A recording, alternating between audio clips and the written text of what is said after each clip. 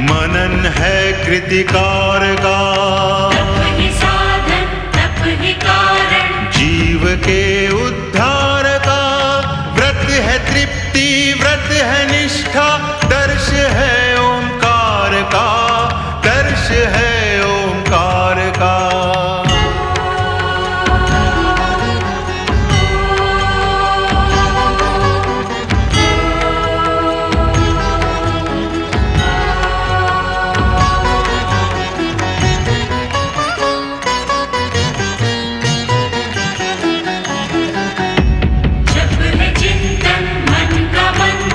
जप प्रभु की आराधना, तप कर शब्दों के स्वर, बनते हैं एक प्रार्थना। व्रत का नियम दे के संयम, पूर्ण करता कामना, पूर्ण करता कामना।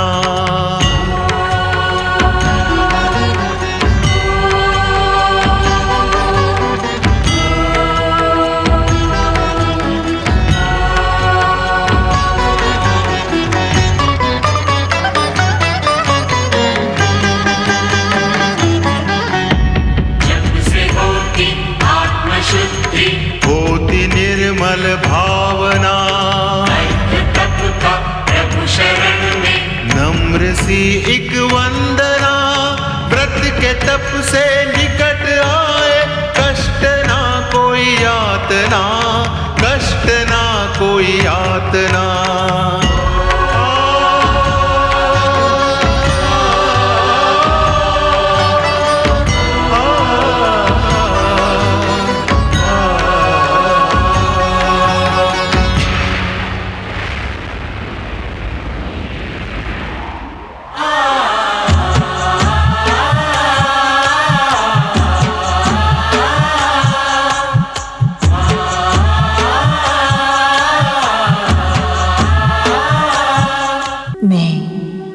श्रद्धा हूँ। मैं व्रत करने वाले व्रतियों का व्रत हूँ, तप करने वाले तपस्वियों का तप हूँ, जप करने वाले साधकों की सिद्धि हूँ।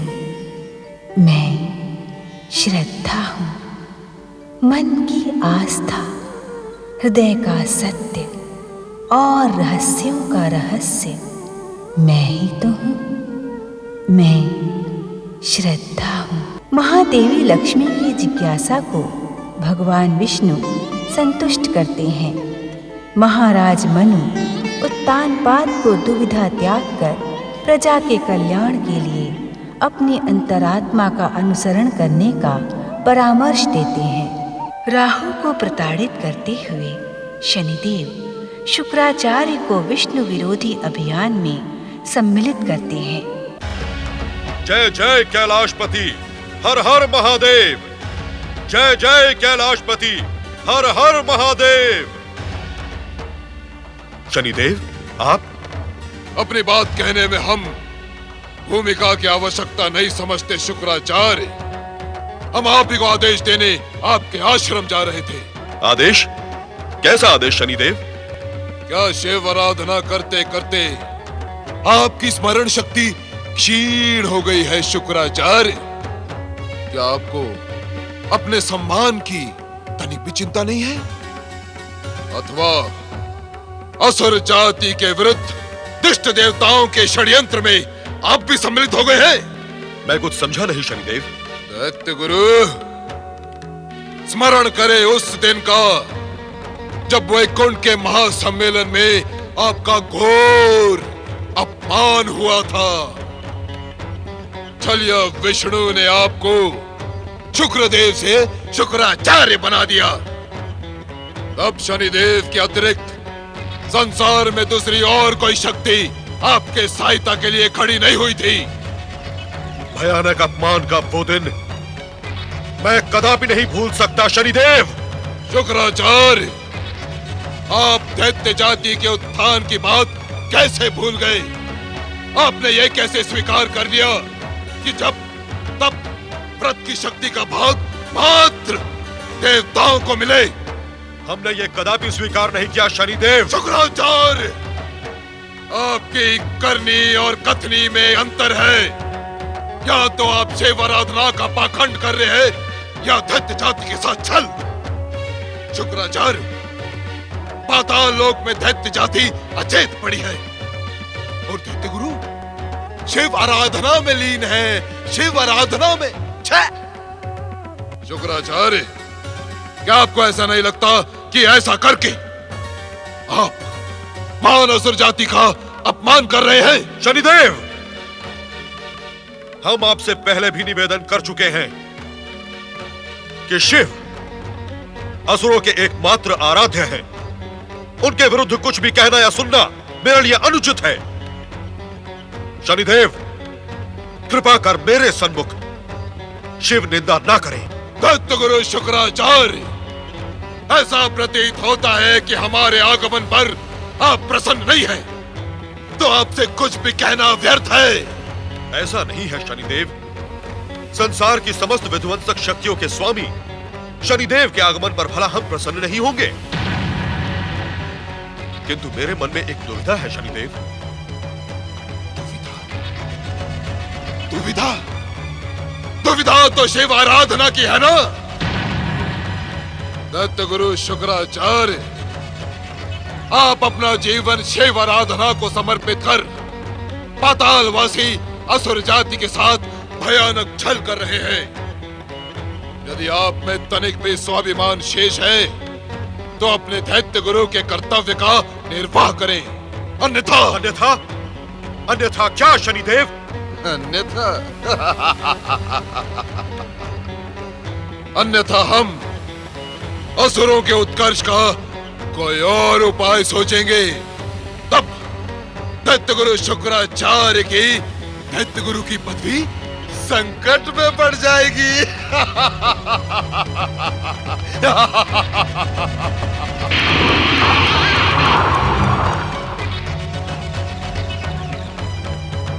हे असुरों के आराध्य देवाधिदेव महादेव, दुविधा में पड़े मुझ शुक्राचार्य का मार्गदर्शन करें।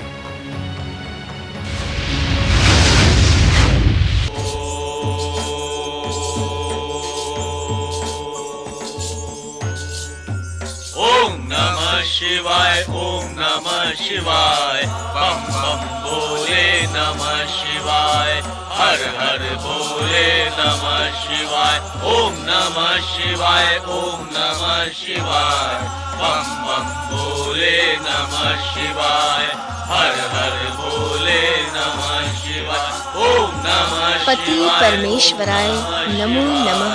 बम बम भोले नमः शिवाय।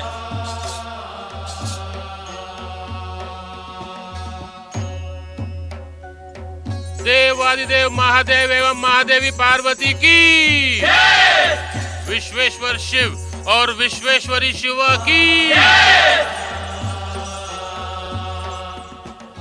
देवी पार्वती, मन में उठ रहे विचारों को दबाना अनुचित है। विचार नहीं स्वामी, प्रश्न। प्रश्न? कैसा प्रश्न? समाधि अवस्था में महादेव शिव के श्रीमुख पर आनंद अपने संपूर्ण स्वरूप के साथ विचरण कर रहा था। इस आनंद का रसपान हमें भी करवाएं स्वामी। देवी पार्वती, उस आनंद का कारण ज्ञात करने की इच्छुक नहीं है? कारण ज्ञात किए बिना उस आनंद का रसपान कैसे होगा स्वामी? तुम्हारी चतुराई प्रशंसनीय है देवी। तुम स्वयं शक्ति स्वरूपा हो। अपनी दिव्य दृष्टि का प्रयोग करके तुम भविष्य के हर पृष्ठ को पढ़ सकती हो। शक्ति स्वरूपा शिवा को जिस महाशक्ति से दिव्य दृष्टि की प्राप्ति हो, उनके सन्मुख अपनी दिव्य दृष्टि का प्रयोग करना सर्वथा अनुचित होगा। भक्ति के मार्ग में इसे अहंकार की उपमा दी जाएगी। देवी पार्वती, इस समय हमारे परम भक्त दैत्य गुरु शुक्राचार्य असुरों के उत्कर्ष का प्रश्न लेकर कैलाश पधारने वाले हैं। तो शुक्राचार्य के आगमन को लेकर आप इतने प्रसन्न हो रहे थे स्वामी? देवी, इस सत्य से तुम अनभिज्ञ नहीं हो कि भगवान भक्तों के ही पराधीन रहते हैं। इस परम सत्य को सुनकर चकित न हो देवी पार्वती। हम सर्वथा अपने भक्तों के ही अधीन हैं।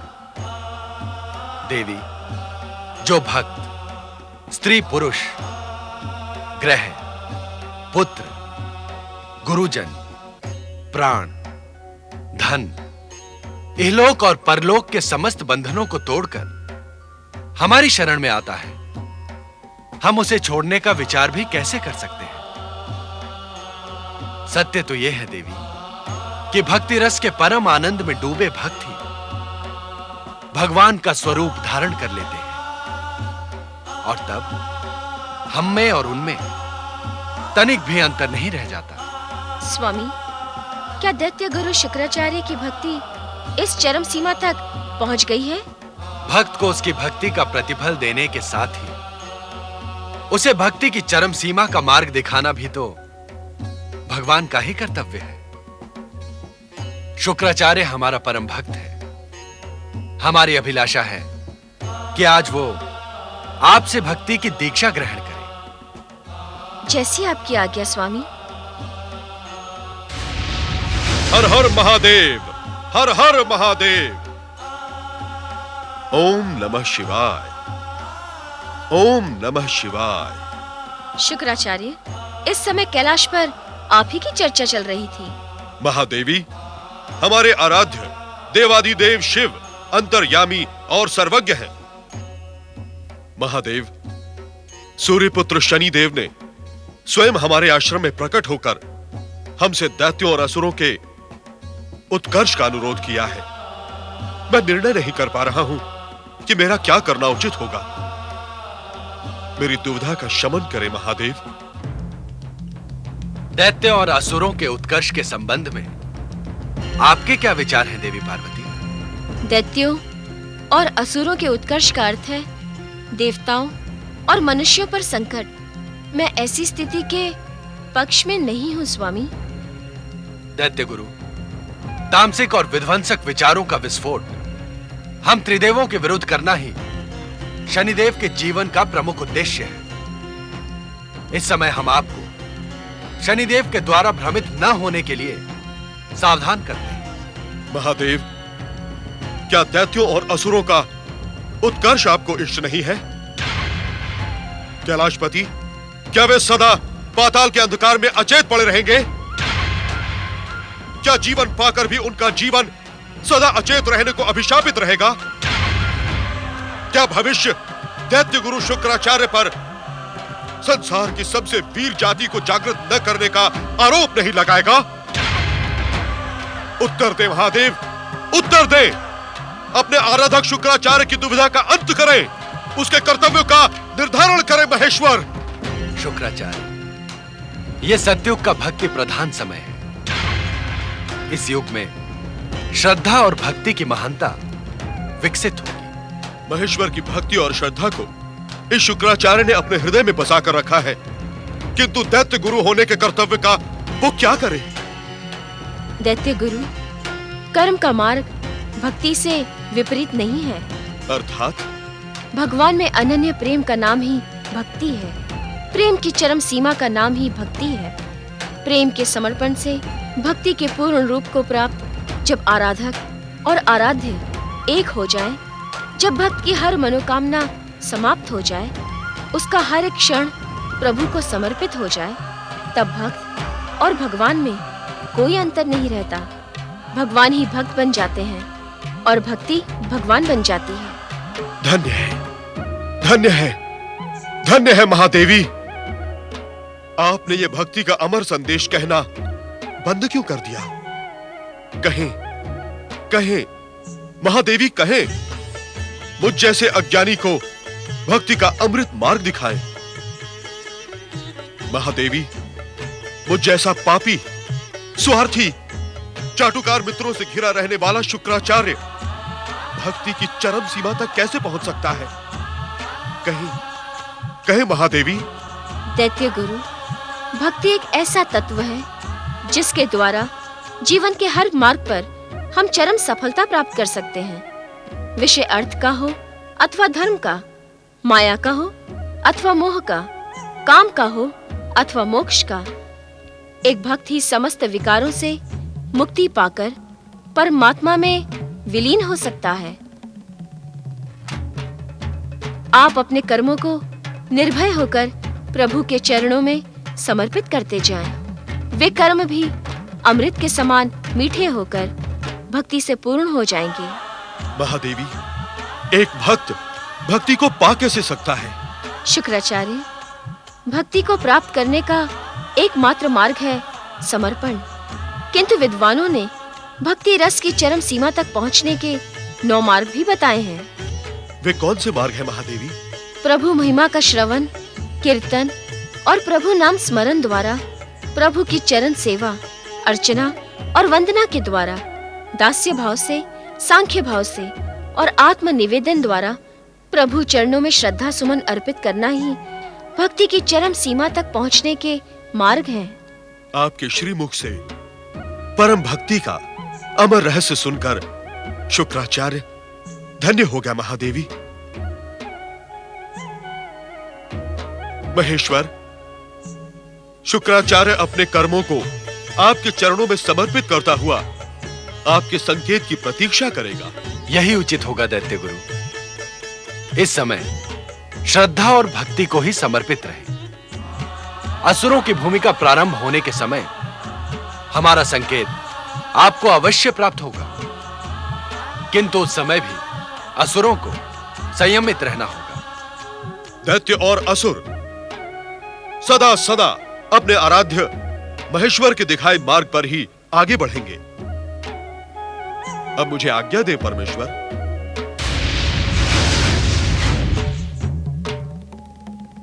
स्वामी, शुक्राचार्य ने दैत्यों एवं असुरों के संयमित रहने और आपके दिखाए मार्ग पर चलने का आश्वासन दिया है। क्या ये सत्य सिद्ध होगा? देवी, असुरों के भीतर की तामसिकता से आप अपरिचित नहीं हैं।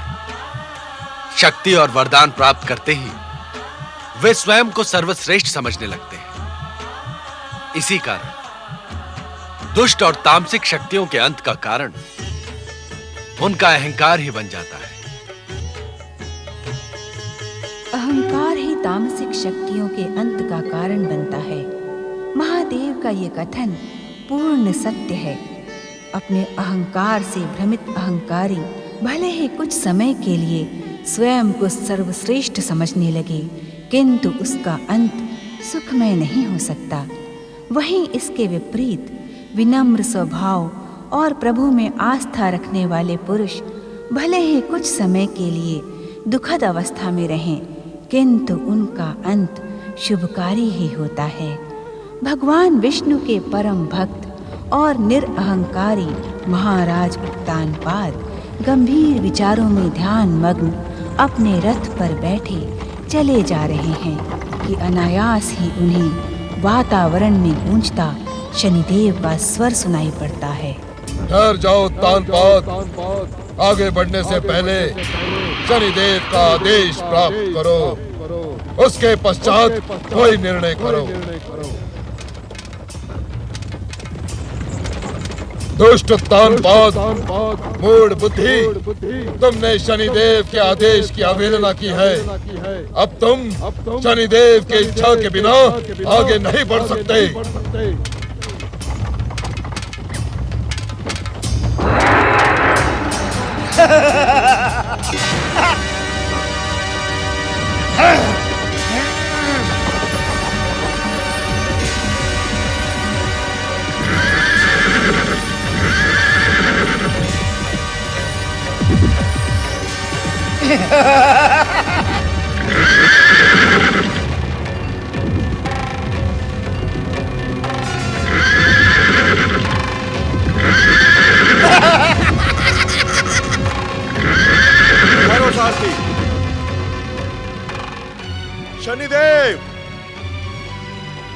आपकी क्या इच्छा है शनिदेव?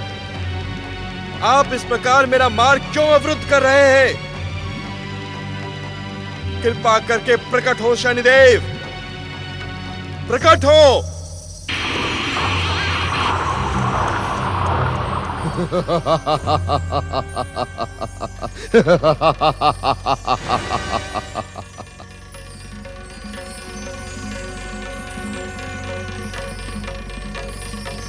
दुष्ट तानपाद, तेरे भाई प्रियव्रत ने हमारी उपेक्षा और हमें अपमानित करने का दुस्साहस किया था।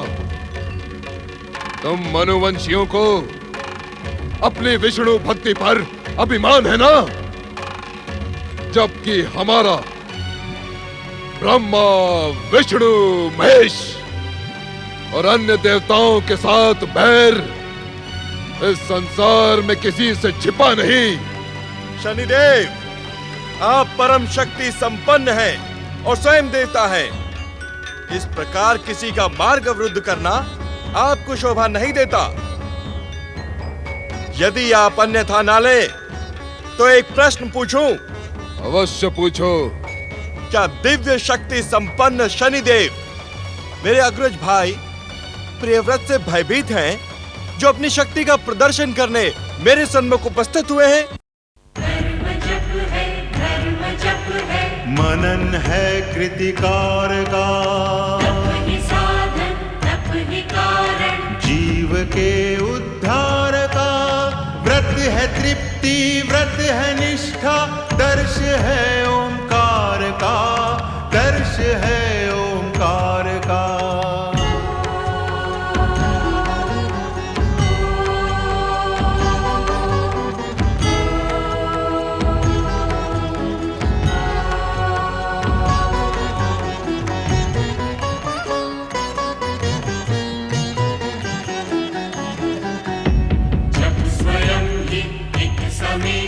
मूल दीक्षा ज्ञान की, से ही पहचान होती, सर्वशक्तिमान की।